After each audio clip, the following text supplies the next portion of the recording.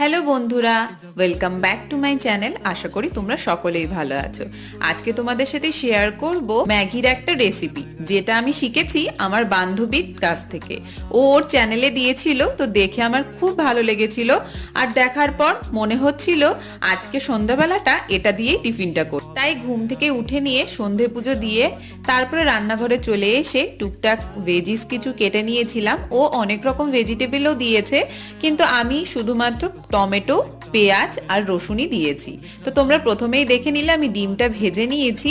তারপর সমস্ত ভেজিসগুলো দিয়ে তার ভিতরে ম্যাগিটা কিন্তু ভেঙে দিয়ে দিয়েছিলাম। একটু নাড়াচাড়া করে নুন আর গোলমরিচ গুঁড়ো দিয়ে পরিমাণ মতো জল দিয়ে তার ভিতরে আগে থেকে ডিমটা ভেজে রাখা সেই ডিমটা দিয়ে একটু নাড়াচাড়া করে নিয়ে একটু টমেটো সস দিয়ে নামিয়ে নিলেই তৈরি হয়ে যাবে কিন্তু স্পাইসি ম্যাগি। তো থ্যাংক ইউ করবি, খুব ভালো একটা রেসিপি শেয়ার করার জন্য।